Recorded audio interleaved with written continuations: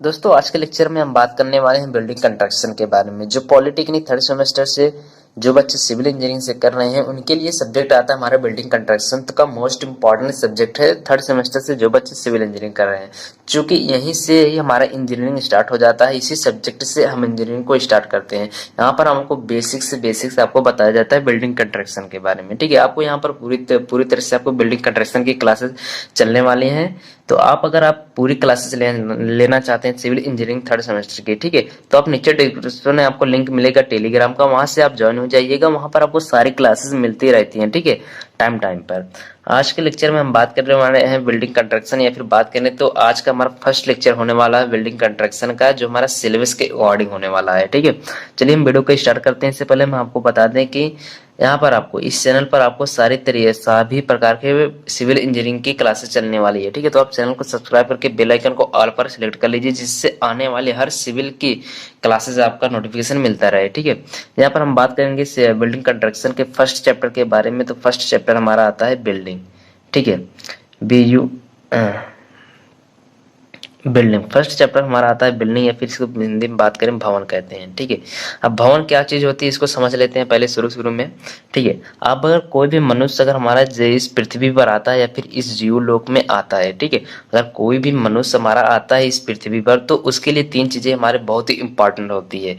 एक होता है हमारा रोटी चीज होती है। ठीक है, अगर कोई भी मनुष्य अगर जिंदा रहना चाहता है तो जिंदा होता है तो वो किसकी वजह से होता है? भोजन की आवश्यकता है, भोजन की वजह से होता है। ठीक है, और दूसरा आता है कपड़ा होता है। ठीक है, कपड़ा होता है, और तीसरा जो होता है इम्पोर्टेंट जो चीज होता है वो मकान होता है। अब इन तीनों का कनेक्शन क्या है हमारे जीवन लाइफ के विषय में? ठीक है, इसको समझ लेते हैं कि कोई भी मनुष्य अगर हम जीवित रहता है तो वो किसके लिए जीवित रहता है? रोटी के लिए। अगर रोटी नहीं खाएगा, भोजन नहीं खाएगा, तो हमारा अवश्य वह प्राणी अपने प्राणों को खो सकता है। ठीक है, तो कोई भी मनुष्य अगर जीवित रहता है तो भोजन खाकर ही जीवित रहता है, तथा अगर शुभ और अगर सुसज्जित या फिर सुंदर दिखने के लिए वह कपड़ों का प्रयोग करता है। ठीक है, जिस प्रकार से मनुष्य अपनी जीविका को चलाने के लिए या फिर अपने प्राणों को बचाने के लिए रोटी का प्रयोग करता है, भोजन का प्रयोग करता है, तथा शुभ या फिर सुंदर दिखने के लिए कपड़ों का प्रयोग करता है, उसी प्रकार से क्या होती है कि उसी प्रकार से वातावरणीय प्रभाव जो हमारे इन्वायरमेंटल पर इफेक्ट होता है, या फिर बात करें तो जो हमारे वातावरणीय प्रभाव होते हैं उससे बचने के लिए या फिर सामानों की सुरक्षा करने के लिए जिस भी आश्रय की जरूरत पड़ती है। ठीक है, मकान की डिफिनेशन हम आपको बता रहे हैं कि जिस प्रकार से मनुष्य को जीवित रहने के लिए भोजन की आवश्यकता होती है तथा शुभ तथा सुंदर दिखने के लिए कपड़ों की आवश्यकता होती है, उसी प्रकार से जो वातावरणीय प्रभाव होता है, वातावरणीय प्रभाव कहता है इन्वायरमेंटल इफेक्ट्स जो होते हैं उनसे बचने के लिए था हमारे जो सामान होते हैं, रोटी तथा कपड़ा को बचाने के या फिर इसको रखने के लिए जो भी आश्रय होता है, जो भी आश्रय की जरूरत पड़ती है उसी को हम भवन कहते हैं। ठीक है, जिस भी आश्रय की जरूरत पड़ती है उसे हम भवन कहते हैं। अब यहाँ पर बात कर लेते हैं हमारे क्या वातावरणीय प्रभाव क्या है। ठीक है, वातावरणीय प्रभाव वातावरणीय प्रभाव क्या चीज होते हैं? जैसे हम मान लेते हैं धूप हो गया, धूप, वर्षा, ठंड, कोहरा, आंधी, गर्मी एवं जंगली जानवर। ठीक है, क्या होगा? कोहरा, धूप, गर्मी, ठंड, ये सारी चीजें हमारे इन्वायरमेंटल इफेक्ट्स हैं, तथा इसके साथ ही साथ हमारे जीव जंतु होंगे या फिर हमारे ऊपर जीव जंतु हमला ना कर सकें। ठीक है, या फिर हमारे सामान जो होते हैं, जो हम लगेज को अपने रखते हैं, कि चोर उचक्कों से बचाया जा सके। ठीक है, उसके लिए आश्रय का प्रयोग करते हैं। वो आश्रय क्या कहलाता है? हमारा मकान कहलाता है, या फिर इसको हम भवन बोल सकते हैं। ठीक है, या फिर इसको हम इंग्लिश में बिल्डिंग बोलते हैं, तथा इसको हिंदी में भवन कहते हैं। जिस भी आश्रय का प्रयोग मनुष्य करता है अपने वातावरणीय इफेक्ट से बचने के लिए या फिर जंगली जानवर तथा अपने सामानों को एक जगह इकट्ठा रख सके, जो हमारा अस्थायी प्रबंध होता है, अस्थायी आश्रय होता है, जिस भी आश्रय में वह टिकता है उसको बिल्डिंग बोलते हैं तथा या फिर भवन बोलते हैं। ठीक है, एक निश्चित होता है, एक अस्थायी होता है, ना कि अस्थायी होता है। अस्थायी रहेगा तो उसको बिल्डिंग बोलते हैं। चलिए, ठीक है, अब यहाँ पर बात कर लेते हैं तो बिल्डिंग कैसा होता है, इसकी स्ट्रक्चर कैसी होती है। भवन के स्ट्रक्चर के बारे में बात कर लेते हैं। ठीक है, भवन का स्ट्रक्चर जो होता है वह चार दीवारों से घिरा क्षेत्र होता है। चार दीवारों से हमारा घिरा हुआ क्षेत्र होता है, तथा उसमें उसके ऊपर हमारी एक छत लगी होती है। चार दीवारों से हमारा घिरा हुआ क्षेत्र होता है। ठीक है, यहाँ पर हम कुछ फिगर आपको 2D में बता रहे हैं। ये हमारी छत हो गई, ठीक है। चार दीवार से मिलकर घिरा होता है, चारों तरफ से दीवार रहती है तथा ये क्या होता है, एक छत से घिरा होता है तथा अंदर जाने के लिए उसमें अंदर जाने के लिए एक दरवाजा लगा होता है तथा अंदर को रोशनी लाने के लिए हमने रोशनदान का प्रयोग किया जाता है या फिर खिड़की का प्रयोग करते हैं, ठीक है। रोशनी के लिए खिड़की का प्रयोग करते हैं तथा हवा के लिए भी खिड़की का प्रयोग करते हैं तथा भवन के अंदर प्रवेश करने के लिए हम किसका प्रयोग करते हैं, एक दरवाजे का प्रयोग करते हैं। जो हम भवन में जब प्रवेश करते हैं तो दरवाजे के माध्यम से प्रवेश करते हैं तथा यह दरवाजा हमारा उस भवन को सेफ्टी भी प्रदान करता है, इसीलिए हम दरवाजे का प्रयोग करते हैं। दरवाजा हमारा सेफ्टी प्रदान करता है, फिर सुरक्षित रखता है भवन को, ठीक है। क्यों भवन कैसा होता है, भवन चार दीवारों से मिलकर घिरा होता है जिसके ऊपर एक छत होती है तथा मकान के घरों के अंदर या फिर बात करें भवन के अंदर रोशनी के लिए हम दीवालों पर खिड़की लगाया जाता था, रोशनदान का भी प्रयोग किया जाता है तथा दरवाजों के अंदर घुसने के लिए फिर हिलने के लिए हम एक दरवाजे का प्रयोग करते हैं। भवन के अंदर हिलने के लिए एक दरवाजे का भी प्रयोग करते हैं।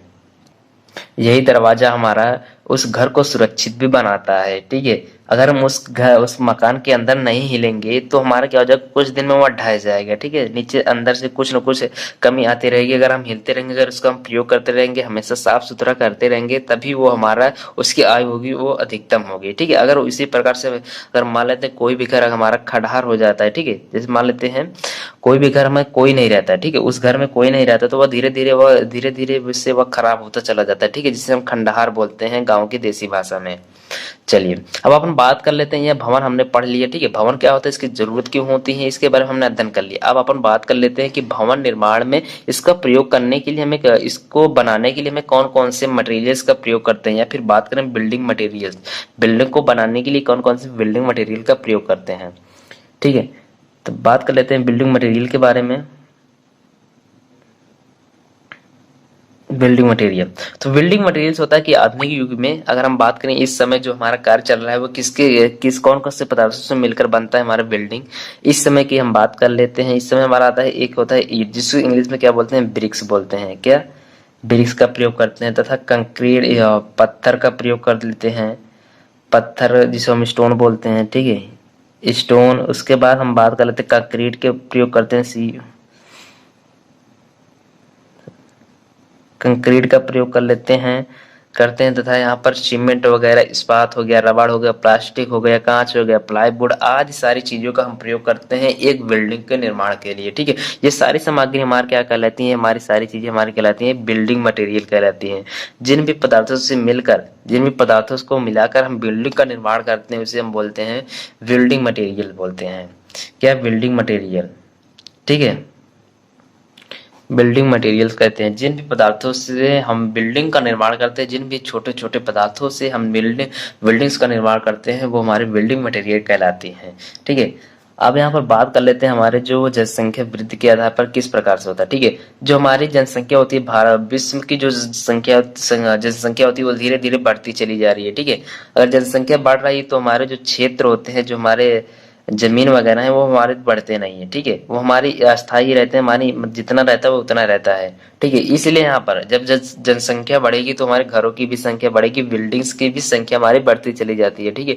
अगर हम बात कर लें इसके हॉरिजॉन्टल ग्रोथ के बारे में या फिर बात करें क्षैतिज प्रसार के बारे में, मान लेते हैं यहाँ पर हमारा इतना हमारा खेत है, ठीक है।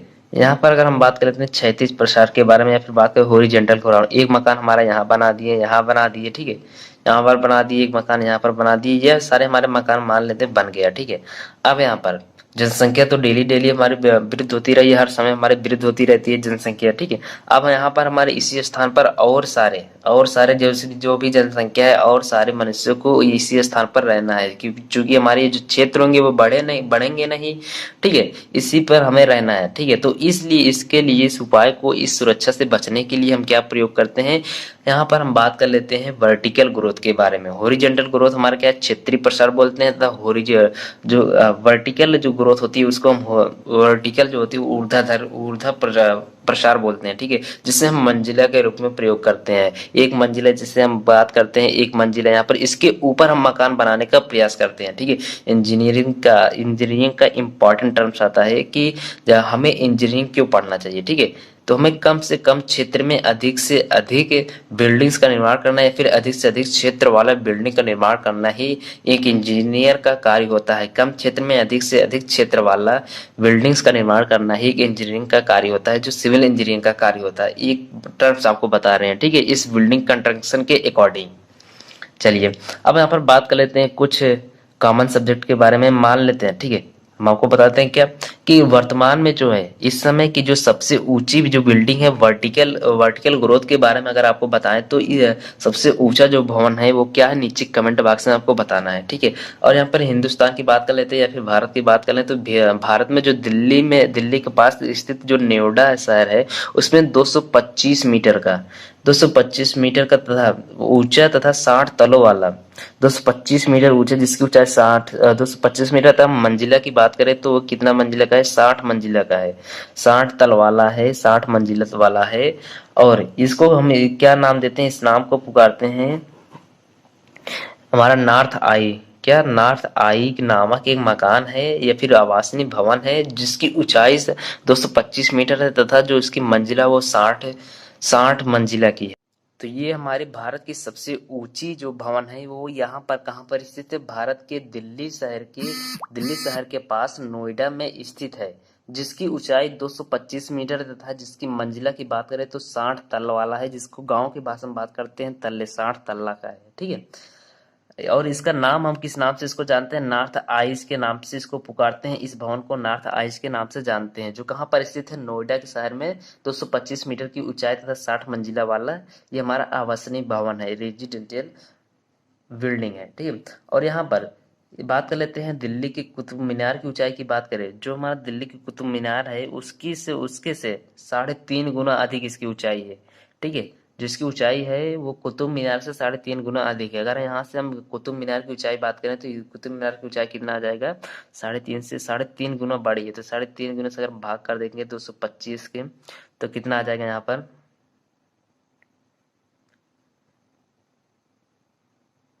आ जाएगा यहाँ पर 6 यानी कुछ आ जाएगा 60-65 मीटर के अकॉर्डिंग, ठीक है। नीचे कमेंट आपको बताना है कितना होगा भाग करने पर भी, ठीक है। तो आ जाएगा लगभग 60 से 65 मीटर ऊंची है, जबकि यहाँ पर 60 तल्ला का ये हमारा मंजिल है। नॉर्थ आइज भारत की सबसे ऊंची इमारत अगर बात करें तो क्या होती है, नॉर्थ आइज है, जो हमारा एक रेजिडेंशियल बिल्डिंग है। तो दोस्तों अभी तक हमने बात कर लिए थे बिल्डिंग के बारे में। अब हम बात कर लेते हैं टाइप्स ऑफ बिल्डिंग के बारे में। टाइप्स यानी बिल्डिंग हमारे कितने प्रकार के होते हैं, किस आधार पर कितने प्रकार होते हैं उसके बारे में बात कर लेते हैं। यहाँ पर हेडिंग डालेंगे क्या, टाइप्स ऑफ बिल्डिंग। बिल्डिंग हमारा यहाँ पर हम बात कर लेंगे कि भवने का जो जनरल वर्गीकरण होता है या फिर बात करें जनरल क्लासिफिकेशन के बारे में या फिर इसके उपयोग के बारे में, इसके यूजेस के बारे में अगर हम बात करें तो इसके अकॉर्डिंग अगर यूजेस के अकॉर्डिंग देखें या फिर इसके जनरल क्लासिफिकेशन के अकॉर्डिंग देखें तो हमारे जो भवन होते हैं वो हमारे 5 प्रकार के होते हैं। कौन कौन से होते हैं, एक हमारा होता है क्या, रेजिडेंशियल बिल्डिंग, जिसको हम हिंदी में बोलते हैं आवासीय भवन। क्या, रेजिडेंशियल बिल्डिंग। ये बिल्डिंग क्या यहाँ पर होता है, कैसा होता है, इसको बात कर लेते हैं। रेजिडेंशियल जो बिल्डिंग होते हैं वैसे भवन होते हैं जिससे व्यक्तिगत रूप में जिससे या फिर बात करें व्यक्तिगत रूप से परिवार को रहने के लिए बनाया जाता है। ऐसे भवन जिसको व्यक्तिगत रूप से परिवार को रहने के लिए बनाया जाता है उसे क्या बोलते हैं, रेजिडेंशियल बिल्डिंग बोलते हैं। इसको हिंदी में आवासीय भवन बोलते हैं, आवासीय भवन बोलते हैं। इन भवनों में इस भवनों की खास बात क्या होती है, इस भवनों में रहने के लिए तथा रहने खाने सोने बैठने स्नान करने के लिए भी अलग अलग कमरे बनाए जाते हैं। इस भवन में रहने खाने तथा सोने बैठने के लिए अलग से कमरे बनाए जाते हैं, ठीक है। अभी आपको और बताया जाएगा और भवन के बारे में जिसमें आपको डिफरेंट आपको पता चल जाएगा, ठीक है। इस भवन की खास बात क्या होती है, इसमें रहने खाने सोने के लिए अलग से कमरे बनाए जाते हैं, ठीक है। जैसे हुआ इसे हम एक मंजिला फिर बहुमंजिला के नाम से दे सकते हैं। ये रेजिडेंशियल हमारे कितने मंजिले के हो सकते हैं, एक मंजिला से लेकर बहुमंजिला तक भी हो सकते हैं, ठीक है। और सेकंड टाइप्स आता है हमारा क्या, पब्लिक बिल्डिंग, जिसको हम क्या बोलते हैं, हिंदी में बोलेंगे इसको सार्वजनिक भवन। क्या, सार्वजनिक भवन, ऐसे भवन जिसका प्रयोग पब्लिक बिल्डिंग वे बिल्डिंग होते हैं जिसका प्रयोग सभी लोग कर सकें या फिर सार्वजनिक रूप से सभी लोग इसका प्रयोग कर सकते हैं, उसको हम क्या बोलते हैं, सार्वजनिक बिल्डिंग बोलते हैं या फिर पब्लिक बिल्डिंग बोलते हैं। पब्लिक बिल्डिंग की खास बात क्या होती है, इसे सभी लोग यूज कर सकते हैं, ठीक है। जैसे हो गया हमारा सरकारी कार्यालय हो गया, ठीक है, गवर्नमेंट जो हमारे कार्यालय बनते हैं वो हमारे किस में आते हैं, पब्लिक बिल्डिंग में आते हैं, उसको सभी लोग यूज कर सकते हैं। इसके साथ साथ स्कूल भी आ जाता है हमारा, पुस्तकालय, पुस्तकालय के साथ स्टेशन, थाना, सरकारी हॉस्पिटल एवं थिएटर आदि सारी चीजें हमारी किस में आती हैं, पब्लिक बिल्डिंग में आती हैं। या फिर सार्वजनिक भवन के अंतर्गत आते हैं। ऐसे भवन जिसका प्रयोग सभी लोग कर सकते हैं, पब्लिक बिल्डिंग के अंतर्गत आते हैं। एंड थर्ड टाइप आता है हमारा क्या, कमर्शियल बिल्डिंग। कमर्शियल बिल्डिंग को क्या बोलते हैं, हिंदी में से व्यवसायिक भवन बोलते हैं। कमर्शियल बिल्डिंग, ये बिल्डिंग कौन से होते हैं, ऐसे बिल्डिंग होते हैं इसके अंतर्गत कौन से होते हैं, व्यापार तो या फिर व्यवसाय आदि की आदि के लिए बनाए जाते हैं। ये बिल्डिंग किसके लिए बनाए जाते हैं, व्यापार तथा व्यवसाय के लिए बनाए जाते हैं। जो भी बिल्डिंग हमारे व्यापार या फिर व्यवसाय के लिए बनाए जाते हैं, ऐसे बिल्डिंग को हम क्या बोलते हैं, व्यवसायिक बोलते हैं। क्या, व्यवसायिक भवन बोलते हैं। ऐसे भवन जिसका प्रयोग हम व्यवसाय या फिर व्यापार आदि का प्रयोग आदि करने के लिए हम प्रयोग करते हैं, कमर्शियल बिल्डिंग कहलाते हैं। एंड फोर्थ टाइप आता है हमारा क्या, इंडस्ट्रियल बिल्डिंग। इंडस्ट्रियल बिल्डिंग क्या चीज होती है, इसको समझ लेते हैं। इंडस्ट्रियल बिल्डिंग के अंतर्गत हम पदार्थों का या फिर किसी भी किसी भी वस्तु का उत्पादन किया जाता है।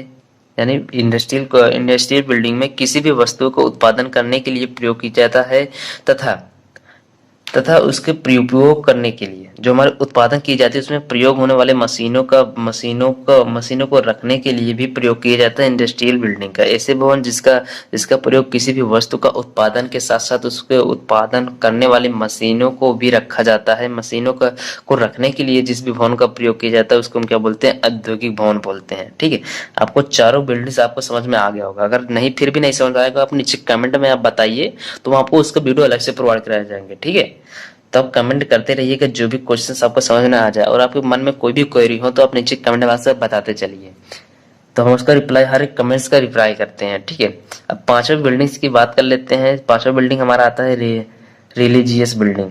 इसको क्या बोलते हैं, धार्मिक बिल्डिंग बोलते हैं, या फिर हिस्टोरिकल बिल्डिंग बोलते हैं, ऐतिहासिक भवन बोलते हैं। ठीक है, ये क्या चीज होती है इसको समझते हैं पहले। रिलीजियस, या फिर बात कर लेते हैं हिस्टोरियल के बारे में। एंड यहाँ पर लिख देते हैं, एंड होगा यहाँ पर हिस्टोरिकल।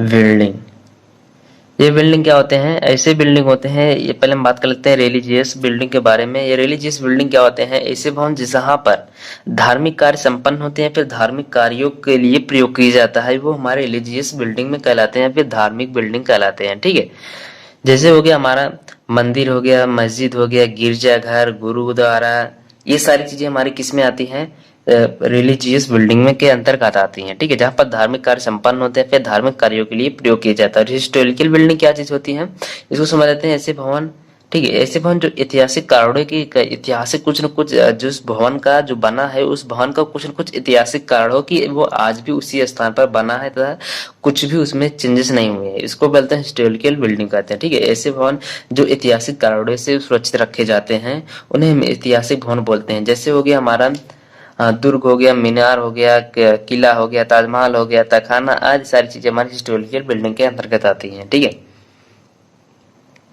अब अपन बात कर लेते हैं दोस्तों क्लासेस ऑफ बिल्डिंग्स, यानी भवन की श्रेणी के बारे में। भवन को कितने श्रेणी में रखा जाता है इसके बारे में बात कर लेते हैं। क्या, क्लासेस ऑफ बिल्डिंग, या फिर बात करें इसको भवन की श्रेणियों में। ठीक है, इसको 3 श्रेणियों में बांटा गया है। किसके आधार पर, भवनों की गई कारीगरी या फिर उसमें प्रयोग किए गए बिल्डिंग मटेरियल्स के आधार पर हम इसको 3 श्रेणी में बांटते हैं। ठीक है, कारीगर, कौन से कारीगर किस क्लास में रखे जाते हैं, ठीक है, तथा उसमें कौन से बिल्डिंग मटेरियल का प्रयोग किया जाता है, उसके आधार पर हम इसको 3 श्रेणी में बांटते हैं। ठीक है, कौन कौन से होते हैं, फर्स्ट क्लास बिल्डिंग होता है क्या, एक फर्स्ट क्लास बिल्डिंग होता है, एक होता है हमारा सेकंड होता है जिसको हम माध्यम बोलते हैं, माध्यम श्रेणी के भवन, सेकंड क्लास बिल्डिंग होते हैं। जो भी हो, अभी स्पेलिंग गलत मिस्टेक हो जा रहा है, ठीक है, लेकिन बिल्डिंग की मिस्टेक आप मत कीजिएगा इसकी इंग्लिश। थर्ड आता है हमारा क्या, थर्ड क्लास बिल्डिंग, ठीक है। इसमें क्या खास बात होती है फर्स्ट क्लास की जो होती है, इसमें जो प्रयोग किए जाने वाले कारीगर होते हैं वो उच्च होते हैं, उच्च काफी उच्च स्तर के होते हैं, या फिर काफी उच्च स्तर के माने जाते हैं जो कारीगर इसका प्रयोग करते हैं, तथा इसमें जो प्रयोग होने वाले मटेरियल्स होते हैं उच्च सामर्थ्य वाले होते हैं, ठीक है। इस भवनों को निर्माण गढ़े हुए पत्थरों के साथ साथ प्रथम श्रेणी के जो होते हैं फर्स्ट क्लास की जो ईंटें होते हैं उनका प्रयोग किया जाता है, तथा इन भवनों के जो प्रबलित हमारी सीमेंट होती है या फिर सीमेंट कंक्रीट की जो स्लैब होती है जिसको हम आरसीसी स्लैब बोलते हैं, की बीम डाली जाती है, ठीक है। आरसीसी स्लैब से मिलकर बना होता है कंक्रीट का। अगर हम बात करें इसके सीमेंट जो होता है वो कौन सा प्रयोग किया जाता है, प्रबलित सीमेंट कंक्रीट की स्लैब का प्रयोग किया जाता है, ठीक है। और इसमें जो बीम होते हैं इसकी बीम का भी प्रयोग किया जाता है किसमें, फर्स्ट क्लास की बिल्डिंग में। जिससे फर्श मौजके हो गया मार्बल सीमेंट कंक्रीट के बनाए जाते हैं। दरवाजे खिड़कियां अच्छी प्रकार की लकड़ी से बनाए जाते हैं फर्स्ट क्लास में, ठीक है। इसमें जो बिल्डिंग मटेरियल होते हैं काफी उच्च स्तर के होते हैं। फर्स्ट क्लास की ईंटों का प्रयोग किया जाता है, गढ़े हुए पत्थरों का भी प्रयोग किया जाता है फर्स्ट क्लास की बिल्डिंग को बनाने के लिए, ठीक है। और सेकंड क्लास की बिल्डिंग के बनाने के लिए कौन सा किस कारीगर का प्रयोग किया जाता है, निम्न स्तर के या फिर बात करें मध्यम स्तर के कारीगरों का प्रयोग किया जाता है। और इसमें जो होने वाले पदार्थ होते हैं वो निम्न सामर्थ्य वाले होते हैं या फिर मध्यम सामर्थ्य वाले पदार्थों का प्रयोग किया जाता है जिसकी सामर्थ्य कम होती है, ठीक है। इस दीवारों को प्रथम श्रेणी की ईंटों से बनता है, बट यहाँ पर जो इसके सीमेंटिंग मटेरियल होती है या फिर बॉन्डिंग मटेरियल होती है वो चूना होता है, ठीक है। चूने से सेकंड क्लास की बिल्डिंग बनाए जाते हैं। और इसका छतों का निर्माण जो होता है प्रबलित ईंटों द्वारा होता है। यहाँ पर आरसीसी स्लैब का प्रयोग किया जाता है, बट यहाँ पर जो कि सेकंड क्लास की जो स्लैब होगी वो प्रबलित ईंटों के द्वारा प्रयोग बनाया जाता है, ठीक है। फर्श जो सीमेंट होती है वो कंक्रीट के बनाए जाते हैं, जिसके जो फर्श होती है वो सीमेंट के कंक्रीट से बनाई जाती है, ठीक है। एंड थर्ड क्लास की बात करें तो निम्न स्तर के आते हैं जिसमें कारीगरों को निम्न कोट के स्तर के कारीगरों को प्रयोग किया जाता है, ठीक है। उसमें प्रयोग होने वाले की जो सामर्थ्य होती है वो काफी कम होती है, फिर ना के बराबर होती है, ठीक है।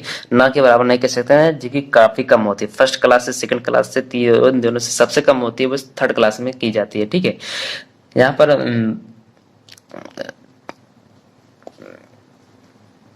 काफी सस्ता होते हैं, ठीक है। काफी जब ये हमारे कम सामर्थ्य होंगे तो ये हमारे जो क्लास के होंगे बिल्डिंग वो काफी सस्ते होते हैं, ठीक है। आज की वीडियो में मैंने बहुत सारे टॉपिक को क्लियर कर लिया, ठीक है। इसमें से आपको आज की वीडियो में जो भी हमने टॉपिक क्लियर किया, अगर आप इसमें से कोई भी डाउट रहता है तो आप नीचे कमेंट बॉक्स से बताइए, तो उसका आंसर हम आपको जरूर बताएंगे, या फिर वीडियो के माध्यम से बताएं या फिर आपको सीधे कमेंट का रिप्लाई के माध्यम से बताएं, ठीक है। तो आप कमेंट करते रहिएगा और साथ ही साथ चैनल को सब्सक्राइब कर लीजिएगा और साथ ही साथ अपने सभी दोस्तों के साथ वीडियो को शेयर कर दिए करिए, ठीक है। चूंकि क्लासेस हम स्टार्ट कर चुके हैं जिससे सभी बच्चे हमारे साथ जुड़ चुके, तो जब सभी बच्चे हमारे साथ क्वेरी करेंगे या फिर क्वेश्चंस को पूछेंगे तो वहां पर कई सारे क्वेश्चंस हमारे क्रिएट हो जाएंगे, ठीक है। तो क्वेश्चंस जब हमारे क्रिएट हो जाएंगे तो हम उसका आंसर देंगे, तो आप उसका आंसर से भी आपके माइंड में वो सारे क्वेश्चंस बैठ जाएंगे, ठीक है, जिससे आने वाले एग्जाम में आपको काफी अच्छा परफॉर्मेंस कर सकेंगे, ठीक है।